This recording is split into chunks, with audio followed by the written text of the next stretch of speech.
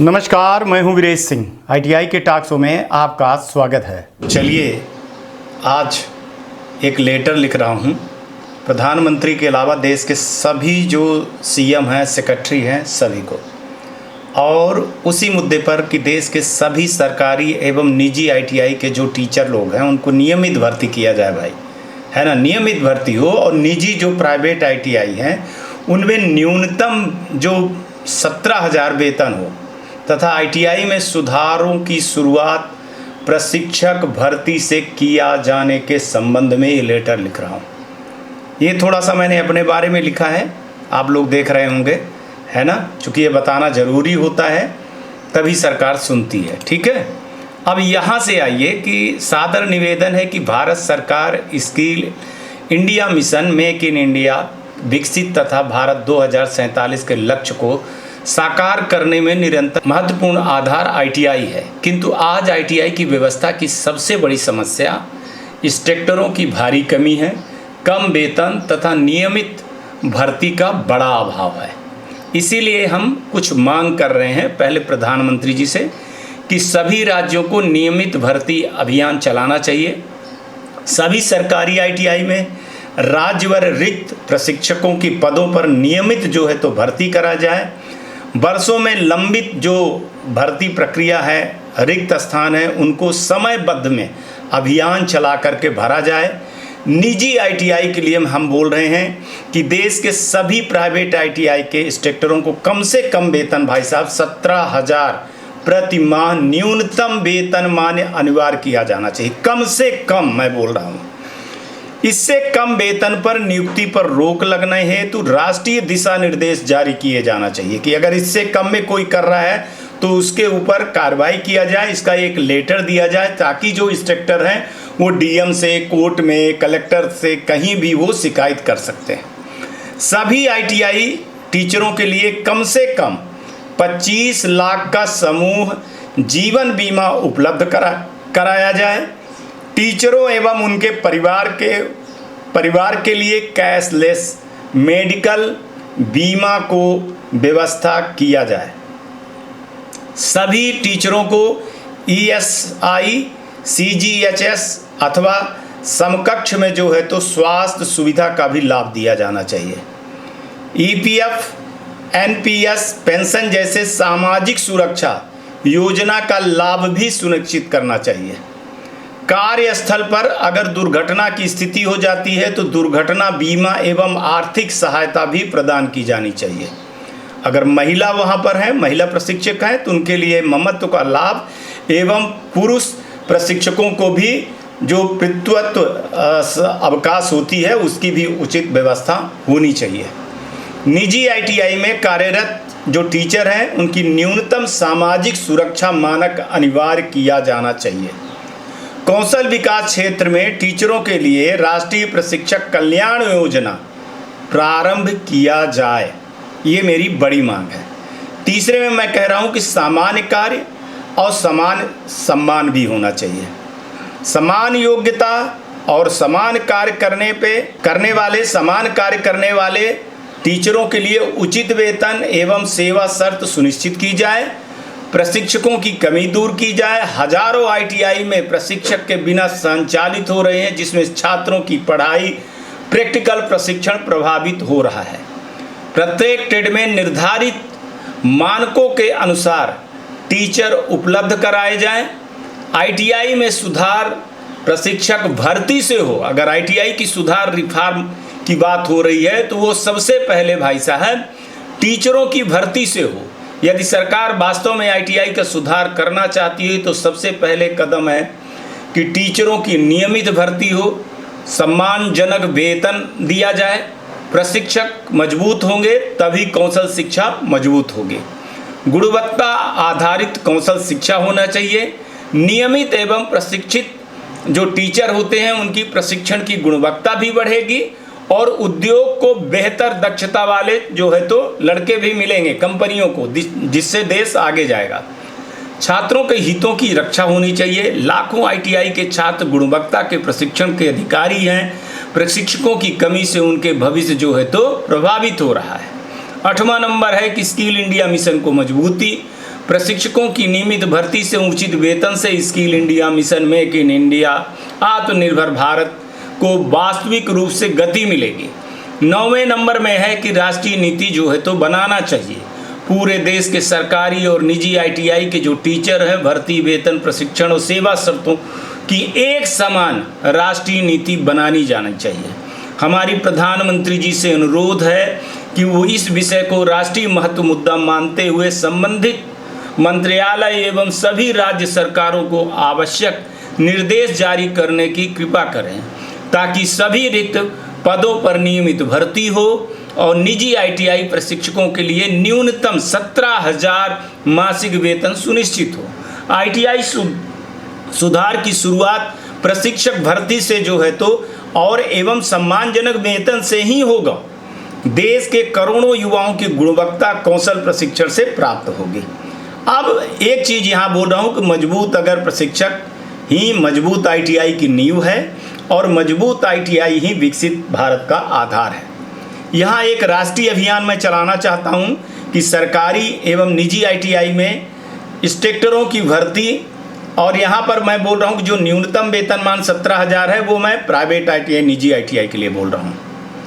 यहाँ एक बार point by point मैं अलग अलग चीज़ अलग अलग हिसाब से मांग कर रहा हूँ। प्रधानमंत्री जी से कह रहा हूँ कि देश के सभी सरकारी और निजी ITI में नियमित भर्ती और 17,000 वाला प्राइवेट ITI का वो जो है तो किया जाए वेतनमान।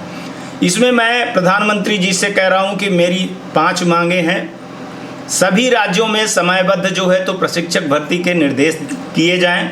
निजी ITI प्रशिक्षकों के लिए न्यूनतम 17,000 मासिक वेतन अनिवार्य किया जाए। सरकारी ITI के सभी पद जो है तो शीघ्र जो है तो भरे जाएं। प्रशिक्षकों के लिए राष्ट्रीय सेवा वेतन नीति बनाई जाए और ITI सुधारों का पहला चरण जो है तो प्रशिक्षक भर्ती एवं वेतन सुधार बनाया जाए। इसके बाद में दूसरी मांग जो है तो चूँकि ये अलग अलग विभागों का अलग अलग शक्तियाँ हैं तो उन शक्तियों से मैं मांग कर रहा हूँ। अब दूसरा है कौशल विकास, MSD।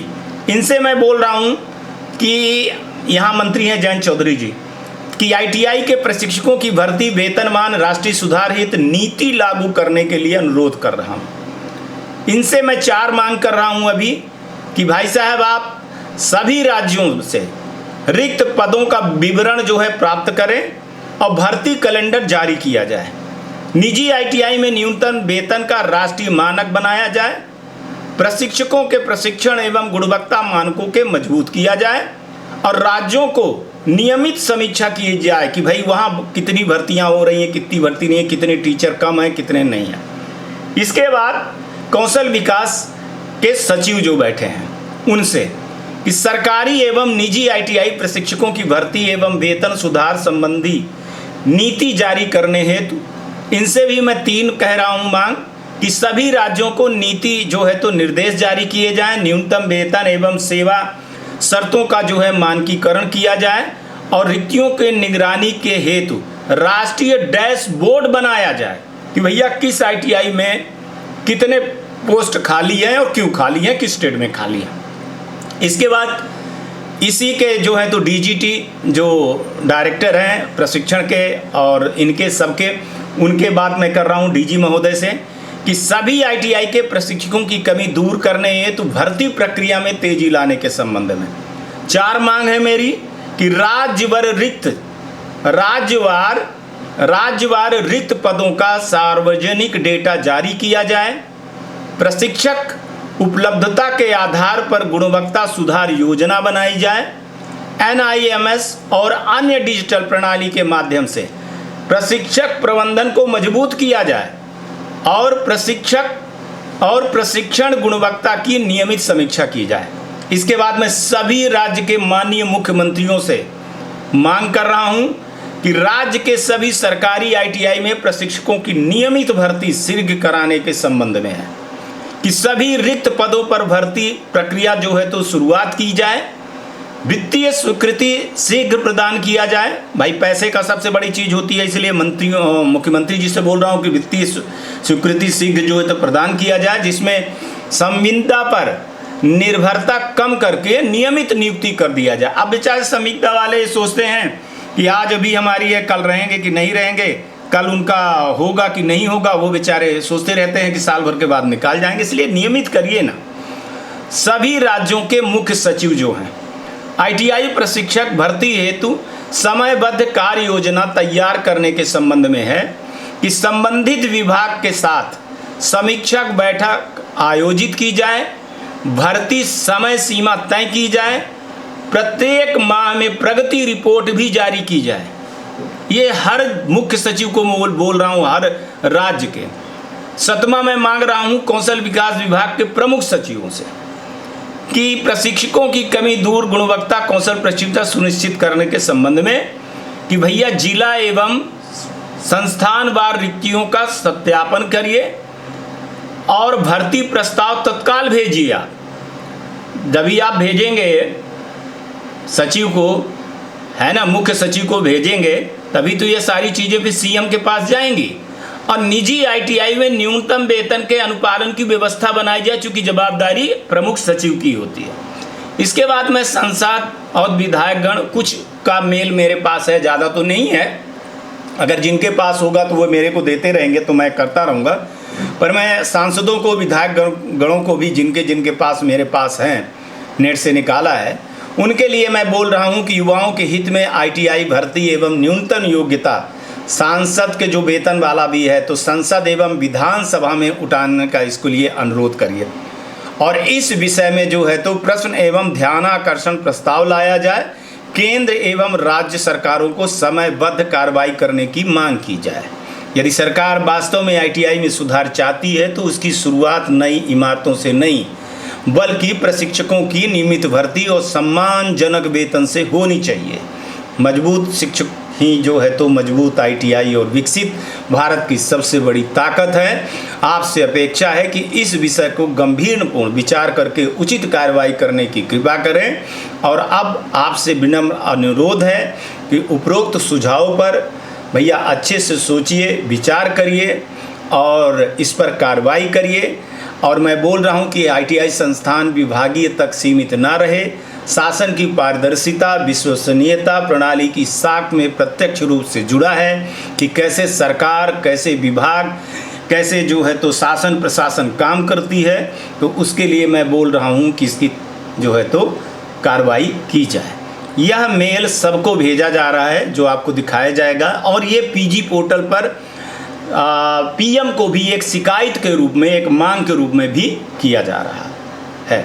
आप लोगों से भी अनुरोध है कि इस वीडियो को अगर आपके सांसद का नंबर है या मंत्री का नंबर है या मेल एड्रेस है तो आप लोग भी चाहें तो अपने अपने राज्य के जो अधिकारी हैं उनको मेल और ये वीडियो भेज सकते हैं। Back to studio. चलिए आज तक के लिए इतना ही।